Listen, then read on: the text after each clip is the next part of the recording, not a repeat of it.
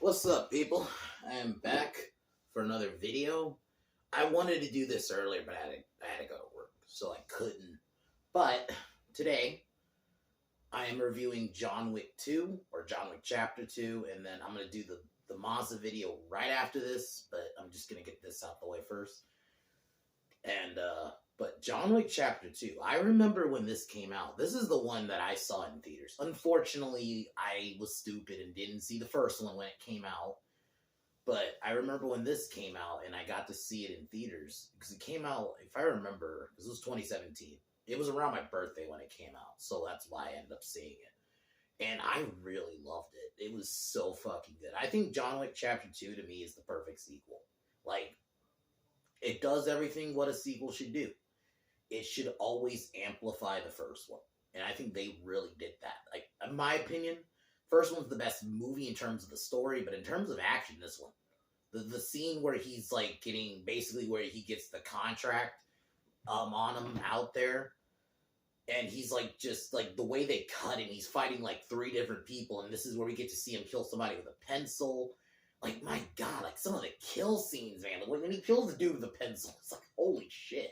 Or, like, another really good one is, or the scene where, actually, in the beginning, where he takes out the Russian guys to get his car back. Like, dude, they amplify the action, but it's still relatively realistic. I do think, I like 3, don't get me wrong, but I do think 3 goes, especially the ending, goes a bit, like, okay, that's a bit over the top to the point where it's not realistic, but they keep it realistic in this one. And Common is Cassian, he's not the villain, but he was like an antagonist. I thought he was pretty good.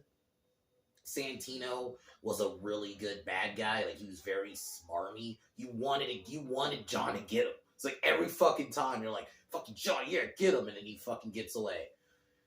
And Winston, man, the scenes with Winston and John, even though they're kind of few and far between, were fucking great. I think he's an all-around great character. It's almost like a mentor figure in a way for John. Which is nice, but all around, like, you know, more exotic settings. This is one of the things I love about these movies. Like, they don't have just one location. But, so pretty much the story is, it almost is like, kind of continues from the first one. He goes to get his car back, but makes peace with, if I remember right, it was Vigio's brother, or net uncle. They make peace. John goes back home and is basically trying to retire. But Santino, who the way they explain, like, the markers, they go more into the Continental and their rules. I really love that world. Like, the way they explain that world and the way they set it up. So Santino wants a favor and basically wants John to do a hit for him, but John refuses.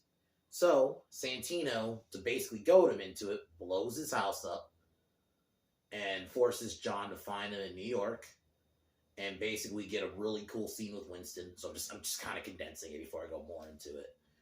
And he takes the hit. He takes the job for Santino, but Santino double crosses him and basically puts out a hit on John. And basically it's people trying to kill John. And the scene with him and Lawrence Fishburne as the Bowery King, I think is the name, is really good. It's just because you get to see them together, you know, because, you know, Matrix history. So, all around just awesome film. Just the action. You know, this is Ruby Rose's best film. You know why? Because she fucking didn't say anything. But it's such a great film. The action, I thought the music, the way they amplify, like, the story. Like, the thing is, it does what a good sequel should always do, and that's continue. And or almost, like, amplify what the first one did at times. Like, in a way, like, the second one should almost be like the first one, but on steroids. You know? We're gonna go more crazier, like, you know, with action movies. You gotta amplify the explosions and the kills. Same with horror, to an extent, minus the explosions. You gotta amplify the kills, but an action sequel should always have more explosions and more action, and I think they really did that in spades in this. And the scene where he's, even, like, where you see, like, when they put out a hit on John, and you see, like, these ladies typing it out, like, you see them, like, you see this whole network setting. It's so fucking cool. The way you get, like, a lot of the backgrounds on how they do hits and stuff is really fucking cool. So, All around great film. I would give this one like a 9.5 out of 10. I think it's the first. If the first one's a 10, this is a 9.5. I think this one does this. Is such a perfect sequel. But yeah. John Wick Chapter 2 is so good. So definitely recommend it if you've not seen it. Tomorrow, we're going to continue down the RoboCop road with RoboCop 3, which that's, like I mentioned last week, I'm basically going in that blind again. Because I've barely remembered RoboCop 3 besides the jetpack, so. But, I'll talk about that tomorrow. But other than that, I am going to get started on this review. Let's do this.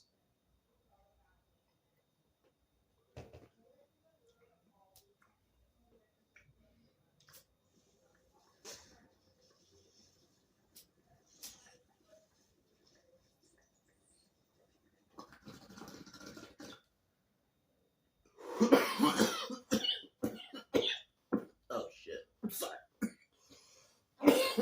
But anyway. Sorry about that. The movie opens up. We see Vigio's brother, who that's where he gets the news basically about his nephew dying and his brother, who's the villain from the last film, dying.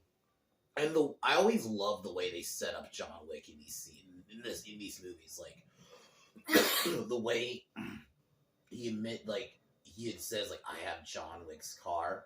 They built that tone, like, cause while he's talking about it, you see John Wick just like taking dudes out and all this shit.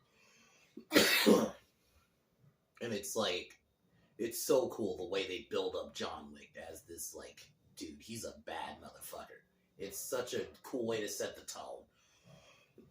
So John Wick takes out the guy's men, tries to get his car back, but it gets kind of banged up. Then, after taking a couple of dudes out, confronts the boss, says, basically offers peace, and the guy accepts. It, it was a cool opening scene.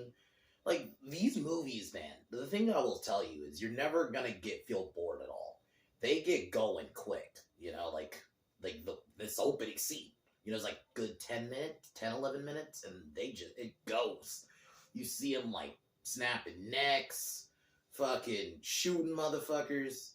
So good. And like I always mention, John Wick, he takes a beating. Like, he's not just, like, he never goes in these situations unfazed. He takes some shots. Even literal shots. Like, that is the cool thing about the character. And, like, I always gotta give, like, Keanu this, man. The stunt work and the gun work in this is so fucking clean. Every time, he's literally just, like, capping dudes left and right. I'm like, that is so fucking clean. Like, because when you actually see him train, like, with the gunplay for these movies, especially the third one, it is so fucking good. And I gotta commend, well, I'm actually do an actual clap. I gotta give it to Keanu, man. Like, he literally puts the work in. And that's what makes the fight scenes that much more believable. Even though 3 goes a bit overboard at times, he puts that work into it. And that's the thing I'm going to always give. And that's why, to me, these are the perfect trilogy to me. Granted, it's not a trilogy per se, because we're getting a 4th one. But yeah, so far. But, like, this is why these are the perfect movies. Well, 3 has some issues, but 3 still is a really good one. So, like, so far, no bad entries, because even just that, the work they actually put into the action scenes, it is so good. So he goes back home. Santino asks him to do a job for him, since he's the one who gave him the impossible task, which made him meet Helen. He was a pretty good bad guy. I think I may have seen him in something else, the actor who played him. But I think he really did a good job. Like, he made you like, oh, I want to see you get I want to see him get killed.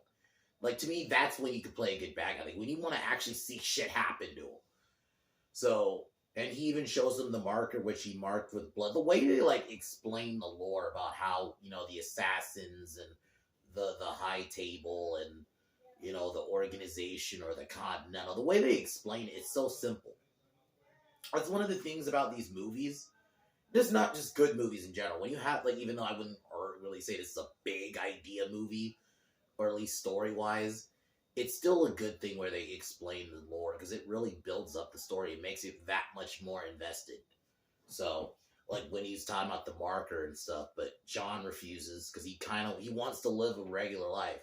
So Antonio, I think his last name is Antonio, Santino tries to, initially seemingly leaves, but then decides to pull out a rocket launcher or grenade launcher. It was a grenade launcher. Blows up John's house because he knows John's gonna come back for him. So we see him go back to New York, where we see the Continental again. And Sharon, I think is the guy's name, who's like the clerk, is such a great character. Even though in this one, you don't see him a lot, but he's such a, like in the first one, I just love him. It's just like every time you see John check in, or just like, I just love this world. And I'm definitely, because I know they're supposed to be doing like a Continental series with, at some point, which is like a spinoff, and Mel Gibson's in. I'm definitely in on that because I love Mel Gibson. But so he then meets with Winston, who Winston basically tells him the rules, like, you have to follow the mark, and you can't. And basically, the big rules of the Continental, you can't kill on any, like, basically can't do any assassinations at the Continental, and basically, if you have a marker, you gotta follow it. So Winston's a great character because he's like that, like almost mentor character for John. Because he's like, I think he understands how John feels, but it's like tradition, it's rules, and there's laws, So he's a great. I love their like little scenes together every time we see him, even in the first one, even though we saw him very shortly in the first one. So John reluctantly decides to do it. Can ask Santino about it. And basically, the job is he has to kill his sister. He wants John to kill his sister Gianna, so he can basically take her spot in the high table.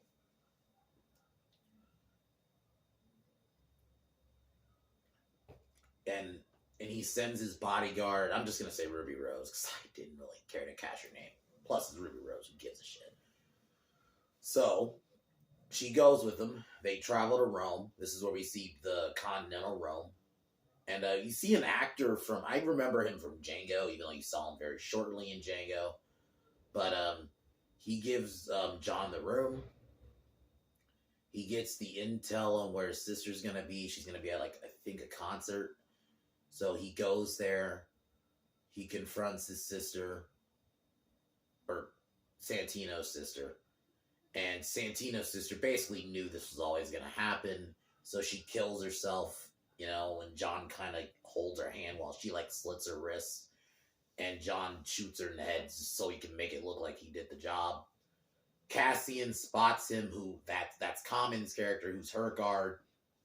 Tries to fight him. We get, like, a really cool, like, shootout scene at the concert.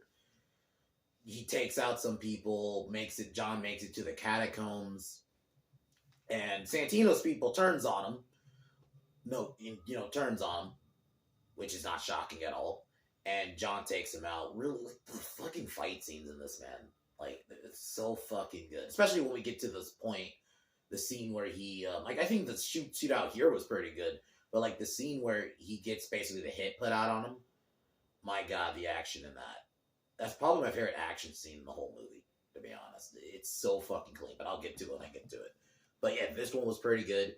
So John takes out Santino's people minus Ruby Rose.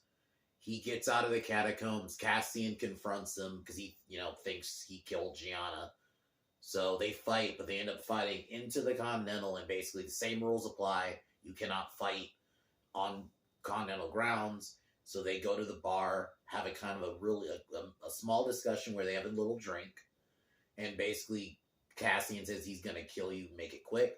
Same with John, basically out of respect. It's like, I really like the little Common, he's an okay actor. I've seen him in other stuff, but I thought he was pretty good in this, even though he's not in it long, but he's pretty good in it. So after that, because Santino, sorry, I don't know why my mind blanked for a second. Santino puts out the hit on John because he has to make it look like, I care about my sister. So, because there's even a scene where I keep saying Cassie, that's Common. Santino tries to like almost explain to John, like, yo, I gotta make it look like I care about my sister. So John checks out, and basically, this is where we get the $7 million contract put out. And the way that you see the contract being made, and the whole like line and network, you see it all being made. It's so good. The way you see like the background and how they get it, it's so fucking good. I'm not gonna lie, those are probably like some, besides the action scenes, are like some of my favorite parts of the movie, because you just get more and more background and stuff. So after the contract's put out, John returns home, but this is where we get the assassination attempts. One is a girl who's posing as a violinist, and another one is a group of guys, and then another one is like a big, like, I'm just gonna say big sumo looking dude. And you see like the way he takes them all out. He kills the girl. She does end up stabbing him though, and that's the thing. John will get stabbed. He gets shot. He'll get beat up. Like, John's not like he doesn't take like a dude who just never takes it. No, John will get fucked up, man. Like, some of these movies, he takes a licking. But the way he takes out the girl, he basically snaps her neck, like, equal rights, bitch. It's fucking great. Like, the thing about this is, and I'm not like, oh, violence against women, but it's like, it shows you, like, that's just that world. You're trying to defend yourself. And like, the scene where he takes out the dudes with the fucking pencil, like, oh my god. And he like slams the one dude, and he has like the pencil on the wall, and he like slams the pencil. I'm like, okay, but now that became a horror movie. And then like when he pulls him out, you see the fucking blood on the pencil. Like, wow, man. So that's the thing about these movies. Even if you like action movies, but you don't like overly violent ones, to watch these movies, especially 2. I would say John Wick 2 is probably the most violent in terms of. 3 is kind of close though, but I would say 2 is pretty violent. Like the pencil scene alone, like he stabs another dude in the head with a pencil. It's like, holy shit! I remember watching that the first time, just like being wow, because I've never seen that. I mean, I know like Goodfellas did it, but Goodfellas, it wasn't even that. It was violent, but it wasn't that violent. Like the pencil, like when it's just like all red. It's so cool, man.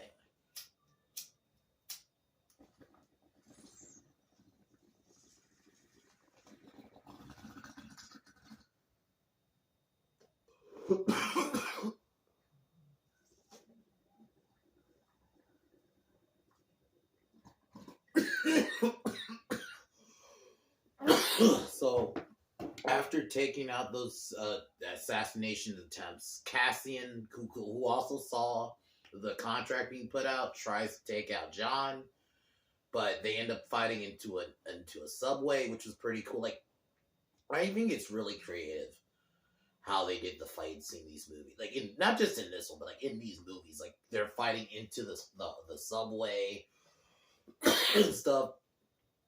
But John ends up taking out Cassian. They kind of leave it like up in the air because Cassian looked alive, but he got stabbed in the aorta, so it's like I would assume he's dead. He's eventually just gonna bleed out, especially if he doesn't get help. So after taking out, I'm just gonna say taking out Cassian, and he doesn't come back in the third one, so yeah, it's pretty much he's dead. He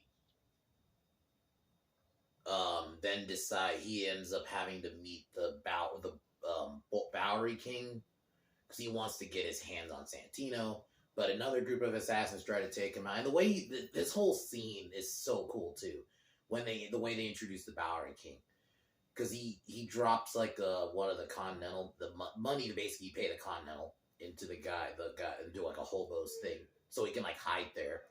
And when those guys show up, the hobo is actually an assassin, just takes them out. I remember watching that the first time, like, well, I was not expecting that.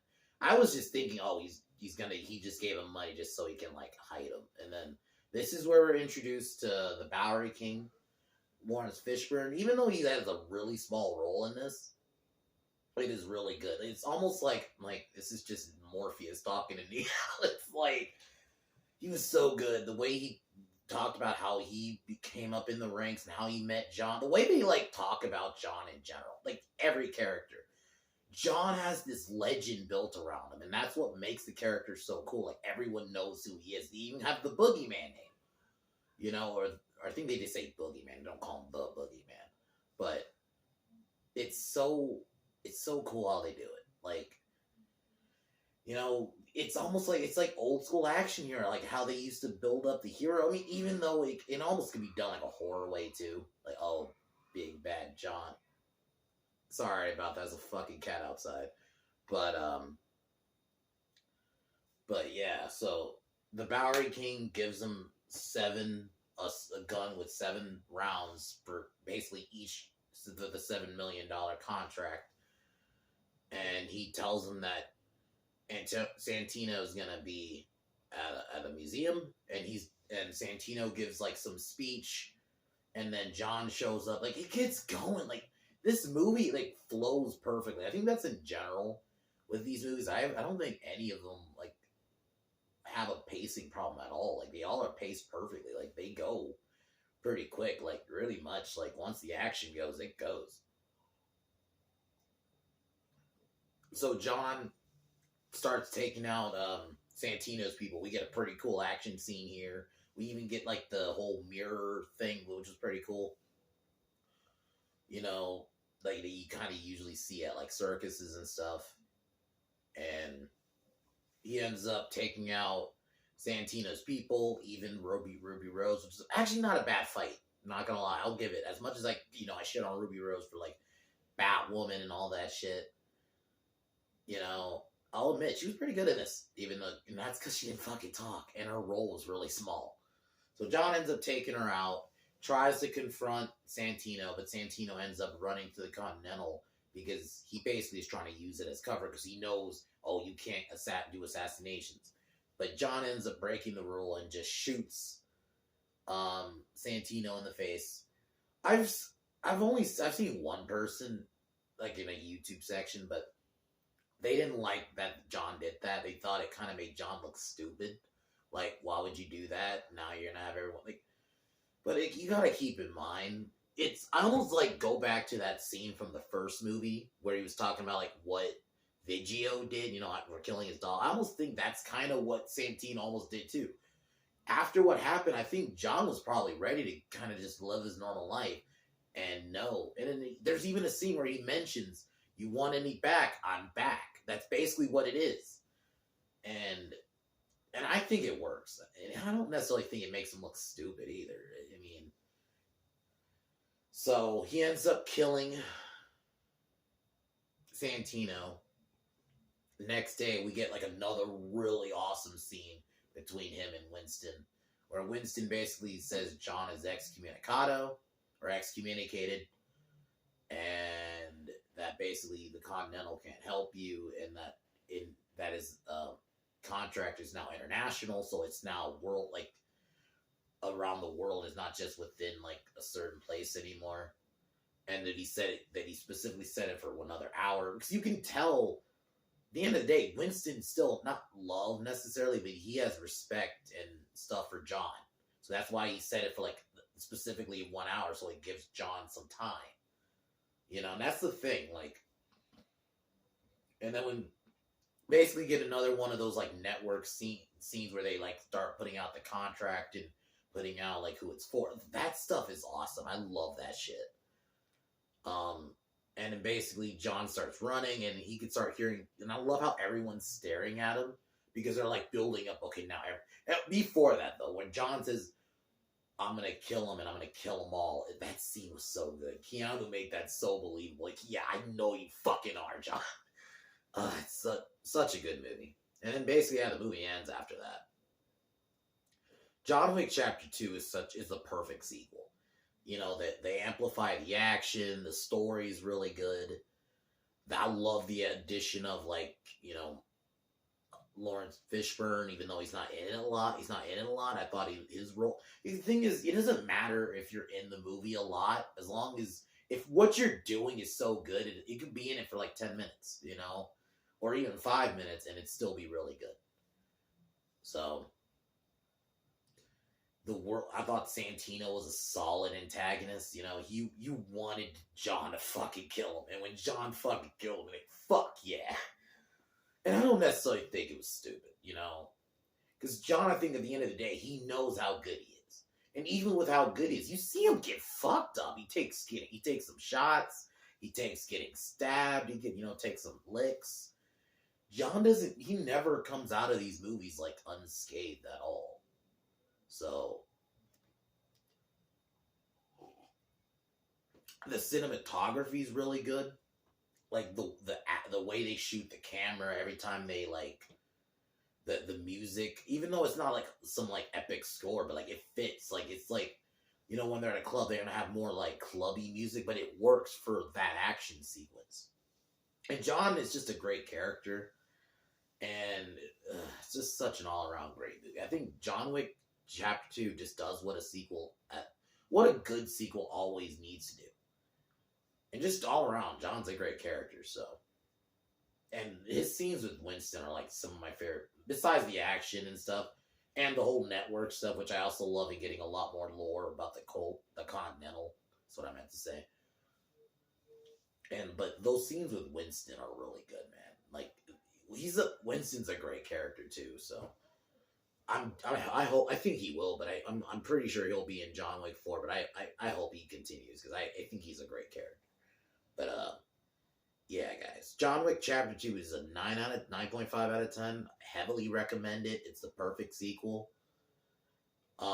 Somewhere down the line, I'm going to definitely do favorite sequels of all time. I don't know how much, though, because there's a lot of sequels I can name. So, but definitely we'll do that list at some point. Tomorrow, I will be doing RoboCop 3, like I mentioned. The last of the Peter Welling trilogy. The only thing I really remember is him having a jetpack. So, we'll definitely see. I don't know what time, though, because I am working now. So, I don't know what time. It'll probably be made. Hopefully it won't be this late, like I did this one, so. But we'll see. It'll be sometime tomorrow. But, other than that, I'm going to take a hit, and then I'm going to do the Mazda video really quick, and then talk to y'all tomorrow.